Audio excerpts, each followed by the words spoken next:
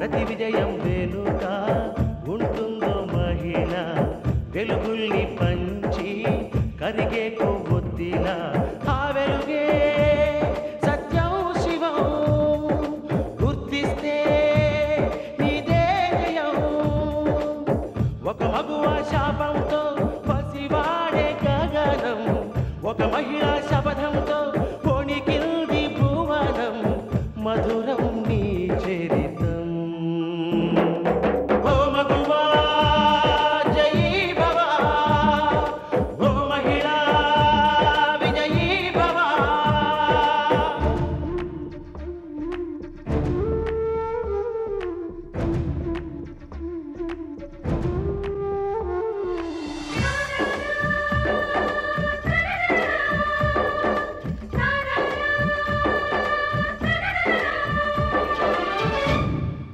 ఒట్టి మాటతో ఒక్కనాటికి రాదు రాదు జయము చిత్తశుద్ధితో చెమట ఓడ్చితే అందదా విజయము పిడుగు రాలిన అడుగు ముందుకు వేయుటే ధైర్యము మనసు చూపిన మార్గ మొదలగా సాగని పయనము అంతులేనిది నీ సహనము సాటి లేనిది నీ త్యాగము బతుకు బాటలో ఎన్ని వెతుకులాటలో మలుపు మలుపున ఎన్ని ఆటుపోటులో గెలుపే నీ ధ్యేయం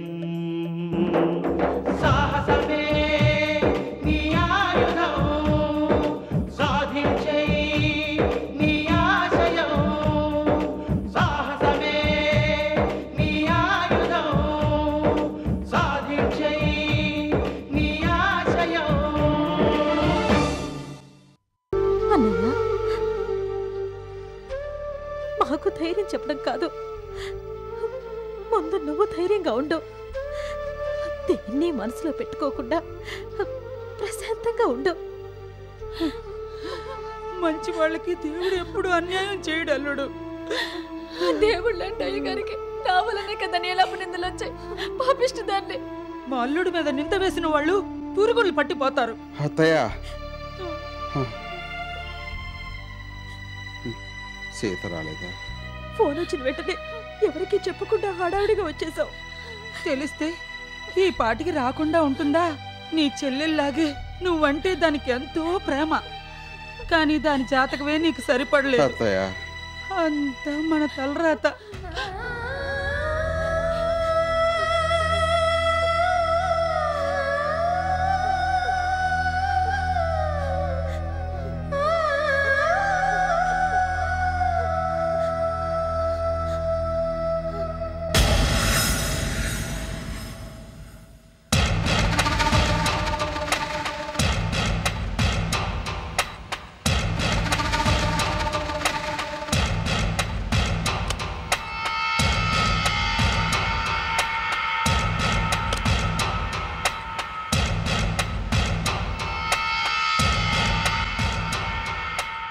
నాన్న, మన శత్రు పరువు మర్యాదలు పేపర్కెక్కే. Lakshmi group of industries chairman Dharmarao అపఖ్యాతికి ఈ పేపర్ నిలువుటద్దం పడుతుంది.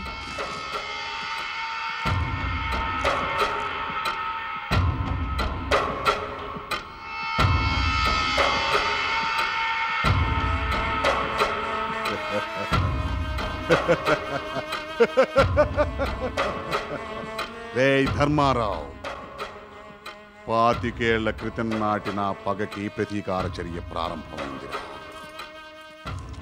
నేను సాధించలేని దాన్ని, నా శత్రుత్వాన్ని వారసత్వంగా తీసుకున్నా నా కూతురు సాధించడం మొదలుపెట్టిందిరా.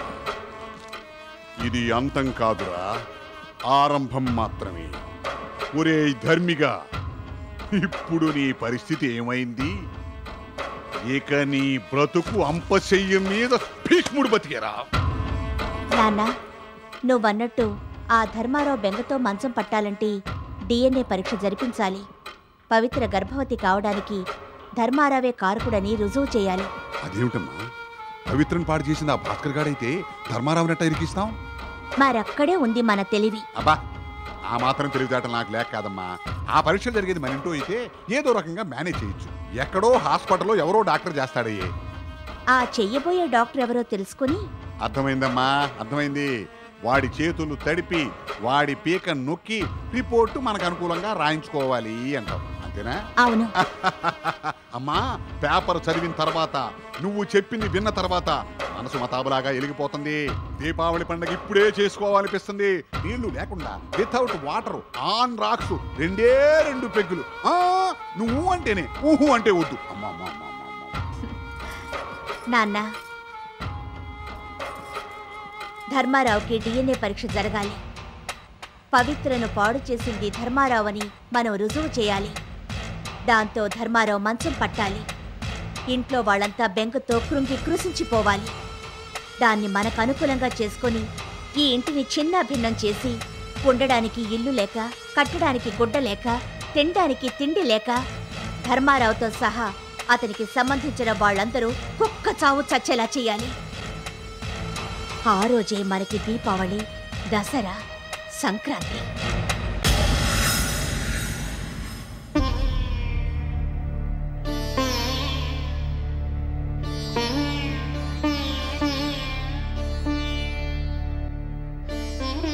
ఇదిగోండి కాఫీ.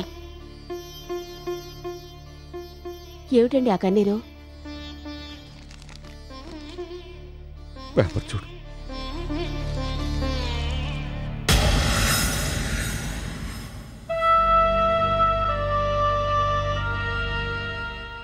నా కన్నీళ్ళ కారణం ఏమిటో అర్థమైందా శారద? ఎటువంటి మనిషికి ఇటువంటి కష్టం వచ్చి పడిందండి? తప్పదు శారద. గ్రహచారం, జాతక ప్రభావం. మనం ఎంత బాధపడినా, ఎన్ని కన్నీళ్లు పెట్టుకున్నా, అయ్యో అని సానుభూతి చూపించినా ఏమీ లాభం లేదు. జరిగేది జరగాల్సింది.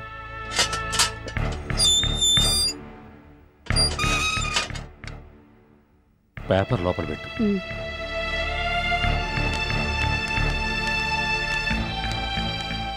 రండమ్మా, కూర్చోండి. తీరిగ్గా కూర్చొని మాట్లాడే స్థితిలో నేను లేను బావగారు. మా అన్నయ్య పరిస్థితి తలుచుకుంటే నాకు బాధ ఆగడం లేదు. బాధతో అలమటించే వ్యక్తికి ఆప్తుల 2 కన్నీటి చుక్కలైనా ఊరట కలిగిస్తాయమ్మా. ఇందుచేత ప్రతి శనివారం శనీశ్వరుడికి దీపం పెట్టిస్తే కష్టాలు గట్టెక్కుతాయని చెప్పారు. కానీ రాను రాను కష్టాలు ఎక్కువ అవుతున్నాయే తప్ప తగ్గడం లేదు. చూడమ్మా, వెనకటికి ఎవరో ఒక ఆవిడ తులసమ్మ చుట్టూ తిరిగి కడుపు చిందులోదో చూసుకుందట. అలా ఉంది నువ్వు చెప్పేది. భగవద్గీతలో శ్రీకృష్ణ పరమాత్మ ఏం చెప్పాడు? కర్మను నువ్వు చేయి, ఫలితాన్ని నాకు వదిలేయి అన్నాడు. కాబట్టి ఇందు చేసే పని నువ్వు ఆప్ చేయకు, తప్పక ఫలితాన్ని ఇస్తుంది. మీ కష్టాలు గట్టెక్కుతాయి. నీకు తెలియని కథేమీ నేను చెప్పట్లేదమ్మా. పూర్వం సత్రాజిత్ అనే మహారాజు సూర్యభగవానుడి అనుగ్రహంతో రోజుకి 12 బారువుల బంగారాన్ని ప్రసాదించే శమంతకమణిని వరంగా పొందాడు. శ్రీకృష్ణ పరమాత్మ ఆ మణిని తనకిమ్మని కోరితే ఆ కోరికను నిరాకరించాడు. కొంతకాలం తర్వాత సత్రాజిత్తు తమ్ముడు ప్రసేనజిత్తు ఆ మణిని ధరించి వేటకు వెళ్ళాడు. ఒక సింహం ప్రసేనజిత్తుని సంహరించి ఆ మణిని ఎత్తుకుపోయింది. నిజం తెలియని సత్రాజిత్తు శ్రీకృష్ణ పరమాత్మ మీద నిందారోపణ చేశాడు. సత్యాన్వేషణ చేసిన శ్రీకృష్ణ పరమాత్మ జాంబవంతుడి దగ్గరున్న శమంతకమణిని తీసుకొచ్చి సత్రాజిత్తుకు అప్పగించాడు. అవతార పురుషుడైన అంతటి శ్రీకృష్ణ పరమాత్మకే నిందలు తప్పనప్పుడు మానవ మాత్రులం మనమెంతటి వాళ్ళని చెప్పు. ఎవరి తలరాత ఎలా రాసి ఉంటే అలా జరిగి తీరాల్సిందే. అమ్మా లక్ష్మి, నదీ ప్రవాహంలో కొట్టుకుపోయేవాడు ఎదురీది ఏమాత్రం ప్రయోజనం లేదు. ప్రవాహంతో పాటు వెడితేనే ఒడ్డును త్వరగా చేరుకోగలుగుతాడు. కష్టాల్ని ఎదుర్కొనే కన్నా వాటిని సహిస్తూ సాగిపోతే సుఖాల రేవును సునాయాసంగా చేరుకోవచ్చు. అతి త్వరలో మీ ఇంటికి పట్టిన పీడ విరగడవుతుంది. అంతా మంచి జరుగుతుంది. కాకపోతే కొంతకాలం ఓర్చుకోక తప్పదు.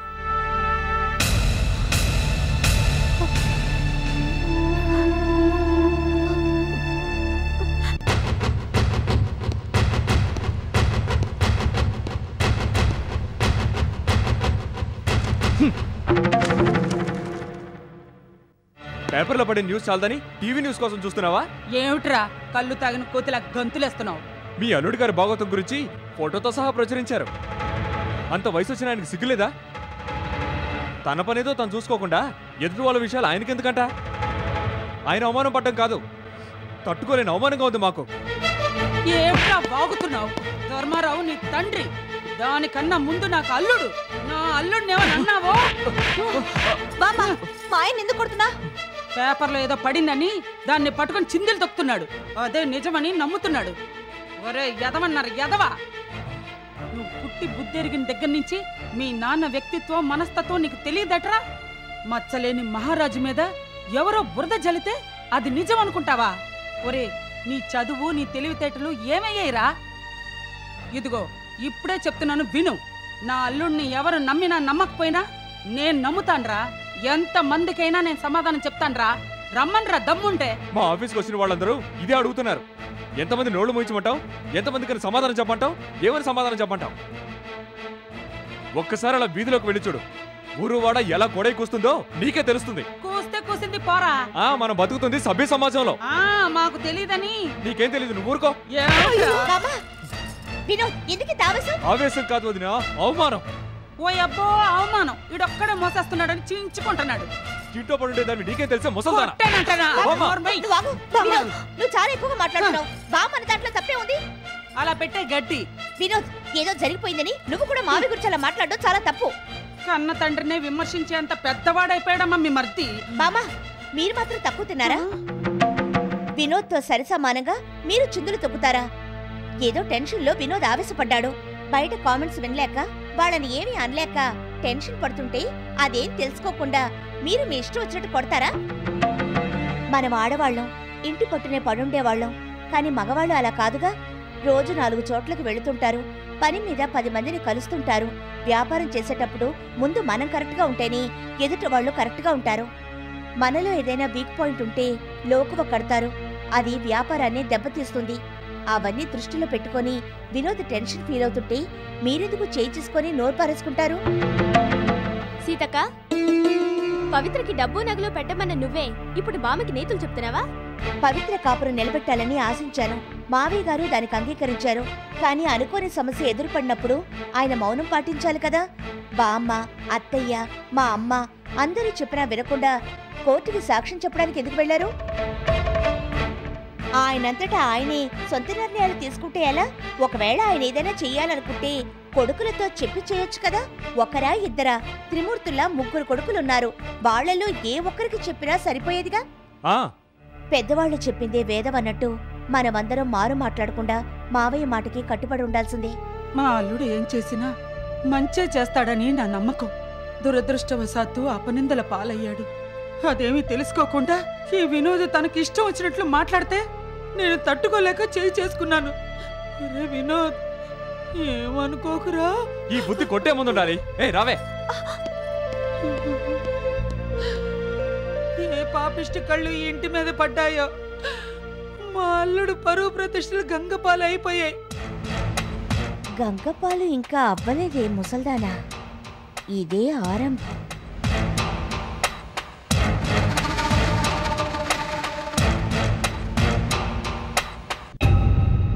యువర్ ఆనర్, భాస్కరు పవిత్రకు సంబంధించిన విడాకుల కేసులో ధర్మారావు గారిని విచారణ చేయడం జరిగింది. పవిత్ర గర్భవతి కావడానికి కారణం ధర్మారావు గారే అంటూ లాయర్ అవధాన్ గారు ఆరోపించారు. తన బుద్ధిబలంతో ఎవ్వరూ కనిపెట్టలేని కీలక రహస్యాన్ని కనిపెట్టానని లాయర్ అవధాన్ గారు ఎంతగానో సంతోషించారు. కానీ పవిత్ర గర్భంలో ఉన్నది భాస్కర్ బిడ్డే. అది రుజువు చేయడానికి భాస్కర్ పవిత్రలకు DNA పరీక్ష జరిపించాల్సిందిగా కోర్టు వారిని కోరుతున్నారు. Objection your honour. Objection sustained. Your honour, నేరం ఆరోపించబడింది ధర్మారావు గారి మీదే గాని ఆ క్లయింట్ మీద కాదు. అందుకని ముందు ధర్మారావు గారికే DNA పరీక్ష జరిపించవలసిందిగా కోర్టు వారిని కోరుతున్నారు. Objection your honour. Objection over ruled.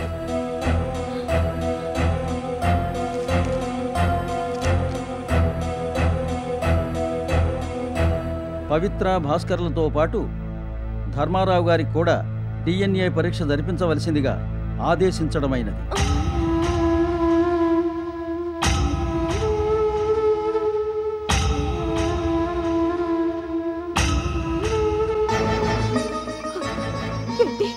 మీ నాన్నగారికి DNA పరీక్ష చేయమని కోర్టు ఆర్డర్ ఇచ్చిందా?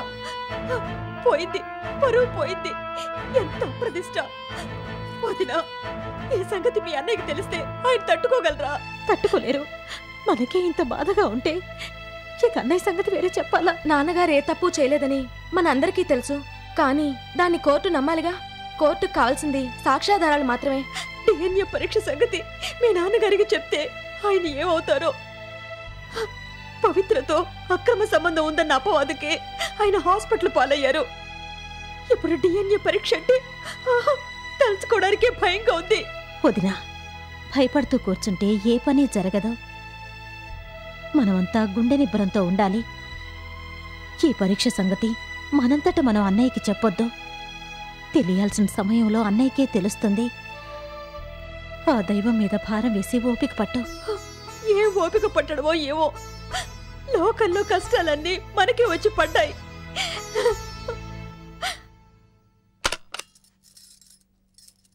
దేనికమ్మా ఈ డబ్బులు? పని సాధించుకోవడం కోసం. ఏ పని సాధించడం కోసం? ఈ డబ్బుతో తిన్నగా గవర్నమెంట్ హాస్పిటల్కి వెళ్ళి ధర్మారావుకి డిఎన్ఏ పరీక్ష చేసే డ్యూటీ డాక్టర్ ఎవరో ఆరాతి. వాడెలాంటి వాడు, వాడి బలహీనతలేమిటి, వాడు దేనికి లొంగుతాడు, పొగడ్తలక, డబ్బుక, వ్యసనాలక, లేక లంచానిక, దేనికి లొంగుతాడో కూపీలాగో. అమ్మా, పవిత్రతో అక్రమ సంబంధం ఉందని చెప్పి మనం ఇచ్చిన షాక్తో హాస్పిటల్ పాలైన ధర్మారావు ఇంతవరకు కూలుకోనే లేదు. అసలు ఆ డిఎన్ఏ పరీక్షలు ఎప్పుడు జరుగుతాయో తెలియదు. ఈలోగా నువ్వు కంగారు పడి నన్ను కంగారు పెట్టి ఎందుకమ్మా ఈ ఎండలో నన్ను పరిగెత్తిస్తావు? ఎండా వానాన్ని చూస్తూ కూర్చుంటే మనమేమీ చేయలేం. ధర్మారావుకి డిఎన్ఏ పరీక్ష చేస్తున్నప్పుడు నువ్వు వెళ్ళి రిపోర్టు మార్చి రాయమని అడిగి ఆ డాక్టర్ ఒప్పుకోకుండా నీ గురించి పోలీసులకి తెలియచేస్తే నీ పరిస్థితి ఏమిటి? దేనికైనా ముందు చూపుండాలి. మనం అనుకున్న పని సాధించుకోవడం కోసం ఇదే కీలక ఘట్టం. పుల్లయ్య వ్యవహారంలా కాకుండా పని పూర్తి చేసుకొనిరా. అమ్మా, ఇక నువ్వు చెప్పిన తర్వాత దానికి తిరిగే ఉంది. ఇక ఆ డాక్టర్ గారు మన గుప్పెట్లో ఉన్నట్టేననుకో, ఒకవేళ వాడు మొరాయిస్తే వాడికి డిఎన్ఏ పరీక్షలు చేయించైనా సరే వాడిని మన దారికి తీసుకొస్తాను కదా.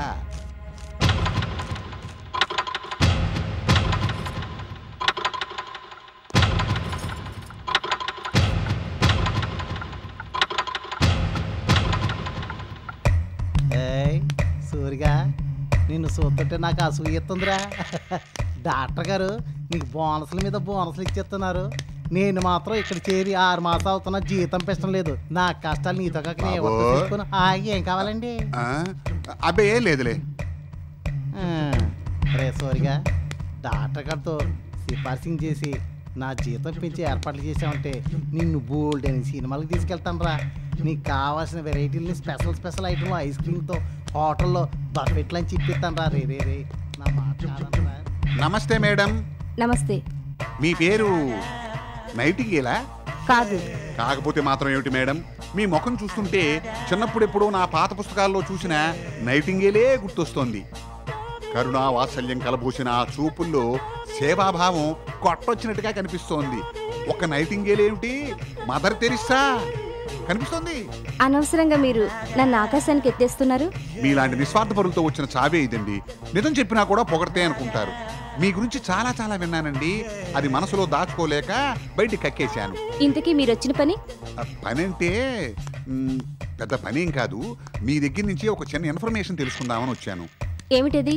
అది మీరేమీ అనుకోకపోతే, మీ పని పాడు చేస్తున్నాను అనుకోకపోతే ఒక్కసారి అలా పక్కకి వెళదాం సిస్టర్. సరే పదండి. చెప్పండి. ఏమీ లేదు సిస్టర్, ఈ గవర్నమెంట్ హాస్పిటల్లో యాక్సిడెంట్ కేసులు ఎవరు చూస్తుంటారు?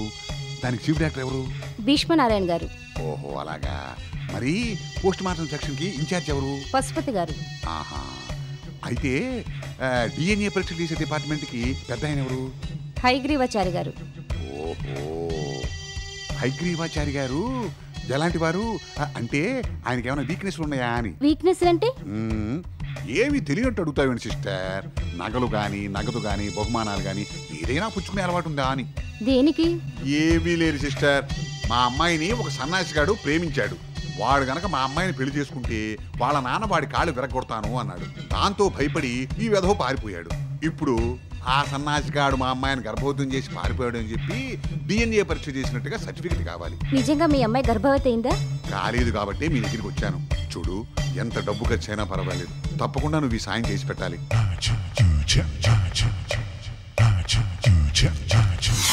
చూడమ్మా, ఇదిగో అందాక ఈ డబ్బు నీ దగ్గర ఉంచు. పనంతా పూర్తయిన తర్వాత ఇంతకింత నీకు ముట్ట చెప్పి నిన్ను సంతోషపెట్టే పూచి నాది. మీరిక్కడే ఉండండి, నేను ఇప్పుడే వస్తాను. చూడమ్మా, 1,00,000 కాకపోతే 2 లక్షలు ఖర్చు పెడతాను. హైగ్రీవాచారి గారిని ఒప్పించే పూచి నీదే సిస్టర్.